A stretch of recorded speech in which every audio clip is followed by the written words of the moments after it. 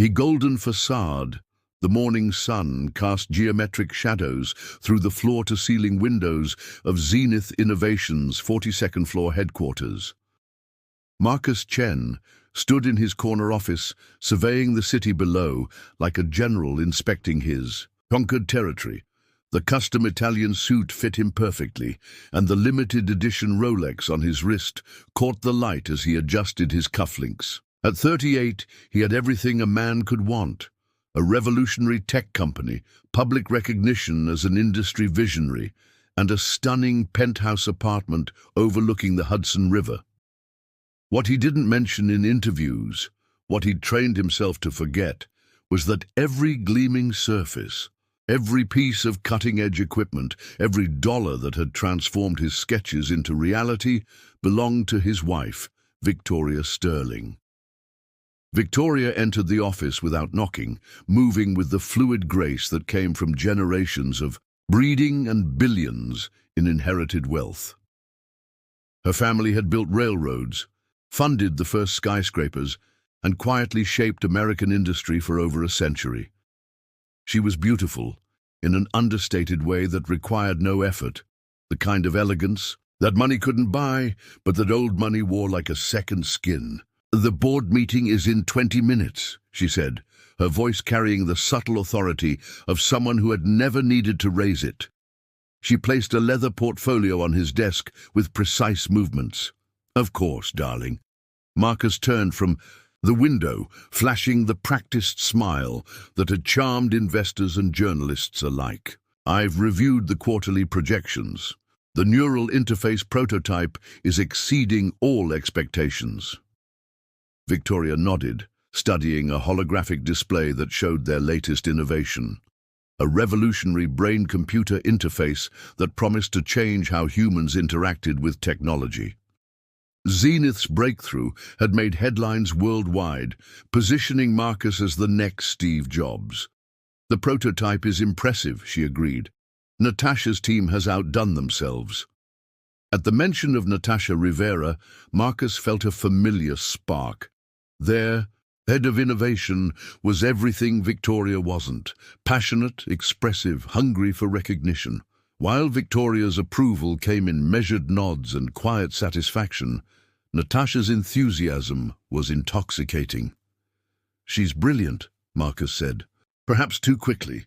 "Her background in neuroscience combined with her engineering expertise is exactly what we needed for this breakthrough." Victoria's grey eyes, sharp as winter morning, studied her husband's face for a moment longer than necessary. "I'm sure she is, shall we?" The boardroom filled with their executive team, investors, and key stakeholders. Marcus took his place at the head of the polished table, projecting confidence as he presented their latest achievements. Zenith Innovations had grown from concept to a billion-dollar valuation in just 4 years, and the neural interface technology promised to multiply that several times over. Natasha sat 3 seats down, her dark hair pulled back in a sleek ponytail, her eyes bright with scientific passion as she fielded technical questions. She wore a sharp blazer that complemented her olive complexion, and when she spoke about synaptic response patterns and quantum processing capabilities, Marcus found himself captivated not just by her intellect, but by the fire in her voice. "The applications are limitless," Natasha explained to a venture capitalist from Silicon Valley. "We're talking about direct neural control of prosthetics, enhanced cognitive processing, even the potential for shared consciousness experiences in virtual environments." After the meeting, as the room emptied, Marcus lingered. Natasha was packing her tablet, her movements quick and efficient. "Exceptional presentation," he said, moving closer. "That question about synaptic degradation could have derailed the entire discussion, but you handled it perfectly." She looked up, a genuine smile brightening her features. "Thank you, Marcus. Coming from you, that means everything. This technology, it's not just business to me. It's the future of human potential." There it was, the validation he craved, not the polite acknowledgement he received at home, but raw enthusiasm for his vision. In Natasha's eyes, he wasn't Victoria's husband or the beneficiary of sterling family wealth. He was Marcus Chen, the visionary who was reshaping humanity's relationship with technology. Their fingers brushed as she handed him a research tablet, the contact lasting a moment longer than professional necessity required. The chemistry between them was undeniable, crackling with the energy of shared ambition and mutual attraction.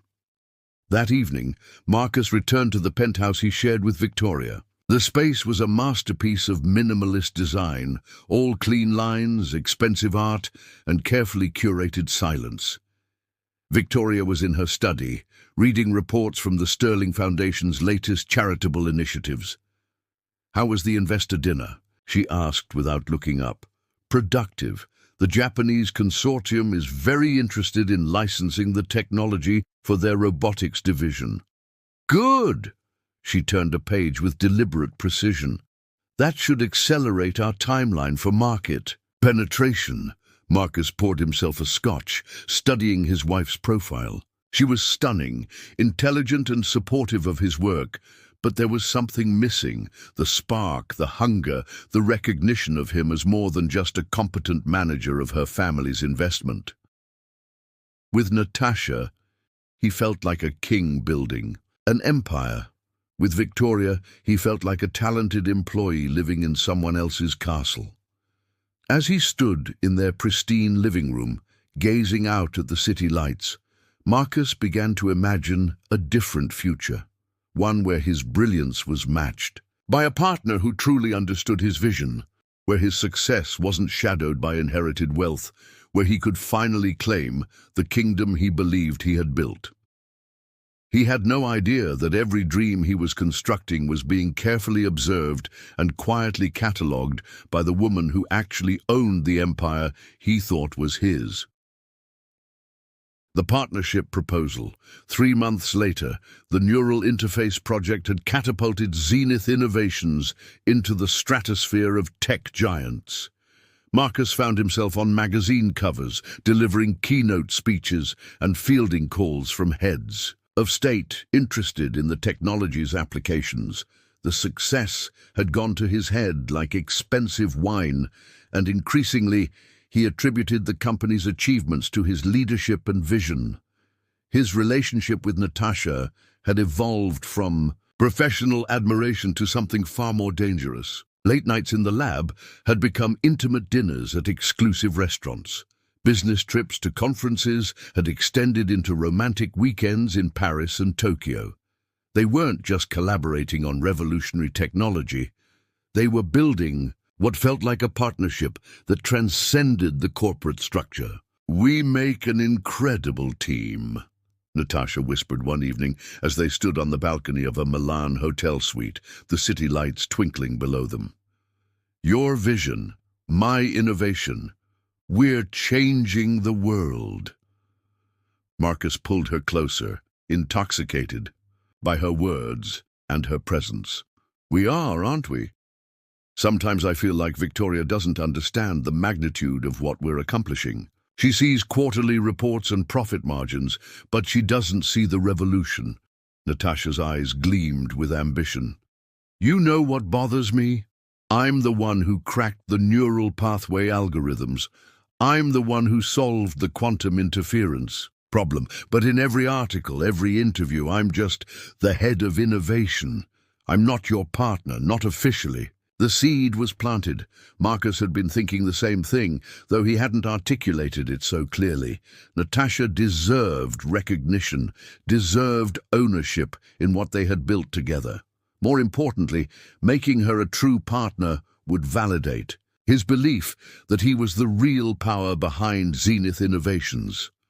Back in New York, Marcus scheduled a meeting with Victoria in their penthouse study. He had rehearsed his presentation meticulously, framing it as a strategic business decision rather than an emotional one. Victoria sat behind her grandfather's mahogany desk, her hands folded, listening with the patience of someone accustomed to hearing out proposals worth billions. The neural interface technology represents 90% of our current valuation, Marcus began, pacing before the tall windows. Natasha Rivera is the architect of that innovation. She's irreplaceable, and honestly, she's been approached by 3 competing firms in the past month. Victoria's expression remained neutral. I see, and you're concerned about retention. Exactly. We need to secure her loyalty permanently.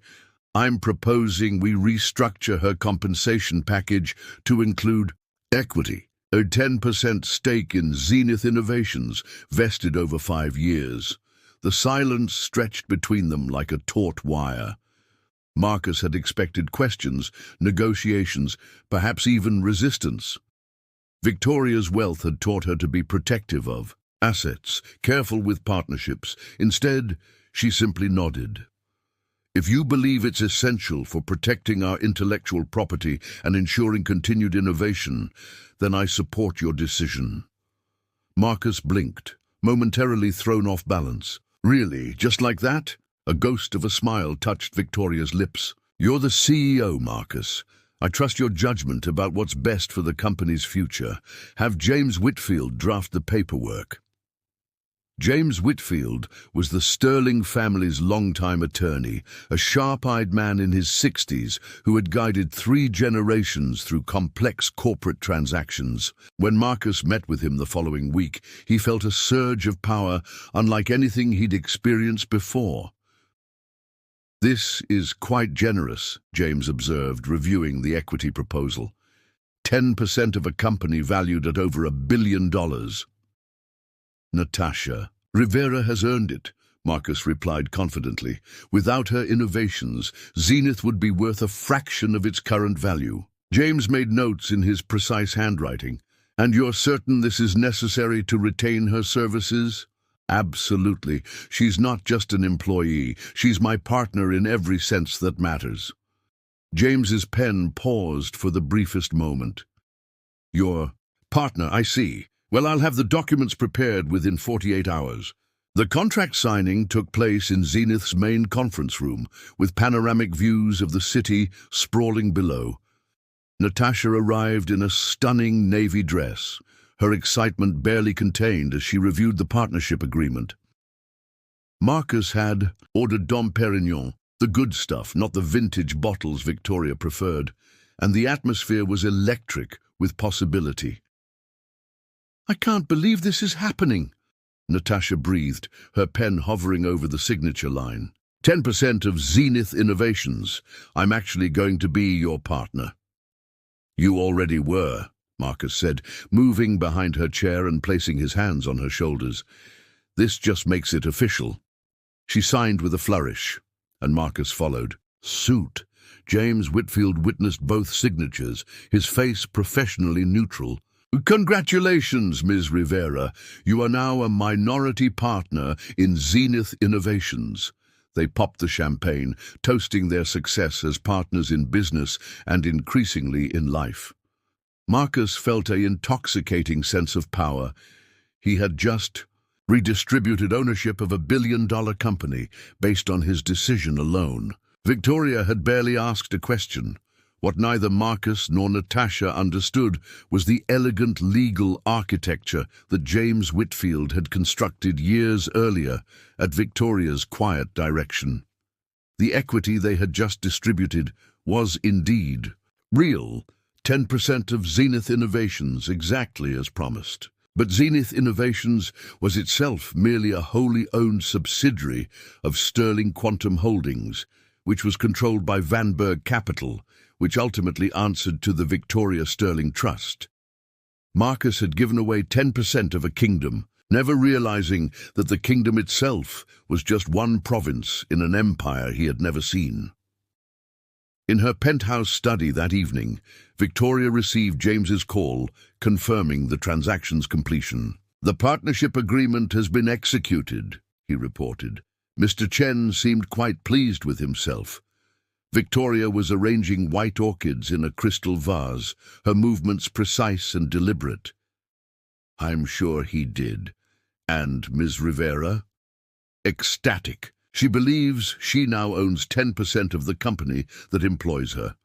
In a sense, she does, Victoria replied, adjusting a single bloom. Let them build their empire together, James. Let them pour their hearts and souls into making it as valuable as possible. And when you're ready to remind them who actually owns the empire, Victoria smiled, the expression beautiful and cold as winter moonlight. When I'm ready, there won't be any need for reminders. The truth will be self-evident. She hung up and returned to her flowers, humming softly as she created something beautiful that would last exactly as long as she wanted it to. The empire's peak, the year following Natasha's partnership agreement, marked the golden age of what Marcus had begun calling their empire. Zenith Innovations' neural interface technology had captured the world's imagination, leading to partnerships with major tech giants, government contracts worth hundreds of millions, and a valuation that had tripled in 12 months. Marcus and Natasha were inseparable, both professionally and personally. They traveled the globe as the faces of the neural revolution, from presenting at the World Economic Forum in Davos to demonstrating their technology for the Pentagon's Advanced Research Division. In every interview, every profile piece, they were portrayed as the dynamic duo reshaping humanity's future. You two have an almost telepathic connection, observed Rebecca Cross, the tech journalist interviewing them for a cover story in Wired magazine.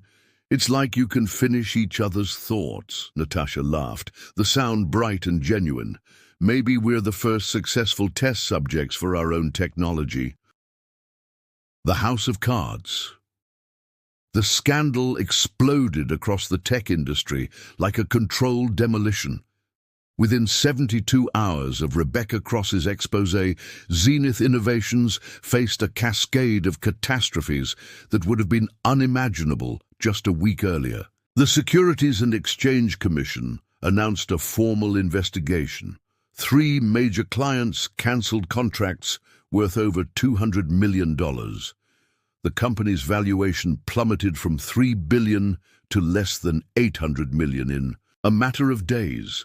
Marcus Chen, once hailed as the visionary CEO of the neural revolution, now found himself the target of investigative journalists, regulatory agencies, and angry investors. The pristine corporate headquarters that had once hummed with innovation now felt like a mausoleum, with employees updating their resumes and avoiding eye contact in the hallways. "We need to control the narrative," Marcus declared during an emergency meeting with their crisis management team. Dark circles under his eyes betrayed sleepless nights spent fielding calls from lawyers and board members. "This is a coordinated attack on our company by competitors who can't match our innovation." Natasha, sitting across from him at the conference table that had once hosted celebration toasts, shook her head in frustration. "Marcus, denial isn't a strategy. Rebecca Cross didn't fabricate those performance metrics. We overpromised and now we're facing the consequences." "We?" Marcus's voice carried a dangerous edge.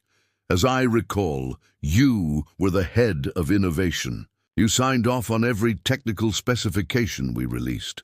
The accusation hung in the air like poison gas. Their partnership, forged in ambition and sustained by mutual admiration, was fracturing under the pressure of public humiliation and legal jeopardy." Natasha's eyes flashed with anger. "Don't you dare try to make me the scapegoat. Every exaggerated claim, every inflated projection came from your office. You wanted to be the next Steve Jobs so badly that you forgot the difference between vision and fantasy." Their crisis management consultant, a seasoned professional who had guided Fortune 500 companies through scandals, watched the exchange with growing alarm. "Mr. Chen, Ms. Rivera, we need unity right now. The media is watching for any signs of internal conflict." "The media already has all the conflict they need," interrupted a new voice from the conference room doorway. Rebecca Cross stood there with a digital recorder and a photographer, having somehow bypassed building security. Her presence was like ice water thrown on an already tense situation. "Ms. Cross," Marcus said, rising from his chair with as much dignity as he could muster, "I don't recall inviting you to this meeting." "Sources inside the company suggested there might be newsworthy developments," she replied smoothly. "Are you planning to address the fundamental questions about Zenith's technology, or will you continue blaming external forces for internal failures?" The photographer's camera captured Marcus's expression, a mixture of rage, panic, and desperation. That would become the defining image of Zenith's collapse. "Get out," Natasha snarled, her scientific composure completely abandoned. "You've already destroyed everything we built. What more do you want?" Rebecca smiled, the expression sharp as a scalpel. "I want the truth, something that seems to be in short supply at Zenith Innovations." Security eventually escorted Rebecca and her photographer from the building, but the damage was done. The image of Marcus Chen, the fallen tech titan, would appear on the front page of 3 major newspapers the following morning. The real crisis, however, was just beginning. David Park, the systems analyst they had fired for questioning their technology, had found a new job with a competitor. More importantly, he had found a lawyer willing to represent him in a whistleblower lawsuit against Zenith. The lawsuit, filed in federal court, alleged that Zenith Innovations had knowingly misrepresented their technological capabilities to defraud investors and customers. David's technical expertise, combined with the documentary evidence he had preserved, created a legal nightmare that no amount of crisis management could solve. "They're seeking damages of $500 million, James Whitfield informed Marcus during a tense meeting in his law offices. "And they have documentation going back 3 years. Marcus slumped in the leather chair, looking older than his 38 years. "Can we settle? With what assets? The company's credit lines are frozen pending the SEC investigation. The intellectual property is tied up in litigation. Even if we wanted to settle, we don't have the liquidity." It was Natasha who asked the question that had been haunting them both. "What about Victoria? She's the primary investor. Surely she has some obligation to protect the company." James Whitfield's expression remained professionally neutral, but something flickered in his eyes. "Mrs. Sterling has been evaluating her options." The truth was more complex than Marcus could imagine. Victoria had indeed been evaluating her options, but not in the way her husband expected. 3 days after the whistleblower lawsuit was filed, she requested a comprehensive audit of Zenith's corporate structure. The audit, conducted by Sterling Quantum Holdings' internal team, revealed what Victoria had known all along.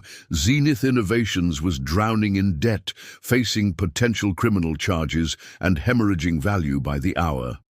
As the sole owner of Sterling Quantum Holdings, which owned Zenith completely, Victoria had the power to make decisions that Marcus had never contemplated. On a grey Thursday morning, exactly 6 months after Natasha had signed her partnership agreement, Marcus and Natasha found themselves sitting in James Whitfield's conference room, facing a reality neither had anticipated. "I'm afraid I have difficult news," James began, his tone grave. "Sterling Quantum Holdings has decided to restructure its investment in Zenith Innovations. Given the company's current legal and financial challenges, the board has voted to initiate Chapter 11 bankruptcy proceedings." The words hit Marcus like physical blows. "Bankruptcy? That's impossible. Victoria would never—" "Mrs. Sterling is not on the board of Sterling Quantum Holdings," James interrupted gently. "The trust structure that governs her investments operates independently of her personal preferences." It was a masterful lie, delivered with the precision of 3 generations of legal expertise. Victoria could have prevented the bankruptcy with a single phone call, but she had chosen this moment, this method, this public humiliation as the perfect climax to her husband's betrayal. Natasha stared at the bankruptcy documents as if they were written in a foreign language. "What does this mean for my partnership stake?" James cleared his throat. "I'm afraid partnership stakes in a bankrupt subsidiary have no recoverable value. Your equity position in Zenith Innovations is effectively worthless." The empire they had built together, the partnership they had celebrated with champagne, and dreams of changing the world had evaporated like morning mist. Marcus Chen, who had believed himself the king of a billion-dollar kingdom, discovered that he had been ruling over nothing more than an elaborate illusion. In her penthouse study, Victoria Sterling placed the bankruptcy filing in a manila folder, marked Zenith, Final. She had orchestrated the destruction of her husband's affair and his ego with the precision of a symphony conductor, allowing his own ambition and dishonesty to provide the instruments of his downfall. The only question remaining was whether Marcus would finally understand who had always held the real power, or if he was too blinded by his own mythology to see the truth. The answer would come soon enough. The reckoning, the bankruptcy proceedings, moved with the mechanical precision of industrial machinery, dismantling piece by piece the empire Marcus had believed was his. Zenith Innovations' assets were catalogued, evaluated, and prepared for liquidation. The neural interface technology, once valued at hundreds of millions, was sold to a consortium of competitors for a fraction of its former worth. The gleaming headquarters became just another empty office space with a Felice sign in the lobby. Marcus found himself in a studio apartment in Queens, a fall from grace so precipitous it felt surreal. His corporate credit cards had been cancelled, his company car repossessed, and his reputation so thoroughly destroyed that headhunters stopped returning his calls. The man who had graced magazine covers as a visionary now spent his days scrolling through job listings for middle management positions he was overqualified for and yet somehow unable to obtain. Natasha had fared slightly better, landing a research position at a pharmaceutical company in New Jersey. Their relationship, forged in shared ambition and sustained by mutual success, had not survived their mutual destruction. Their final conversation had been a bitter exchange of accusations in the empty Zenith conference room, each blaming the other for the choices that had led to their downfall. 3 months after the bankruptcy filing, Marcus received an unexpected phone call from James Whitfield. "Mr. Chen, I wonder if you might have time for a meeting. There are some administrative details regarding the Zenith dissolution that require your attention." Marcus arrived at the Sterling family's law offices on a crisp autumn afternoon, wearing his last remaining suit and carrying the desperate hope that somehow, impossibly, there might be a financial lifeline buried in the legal wreckage.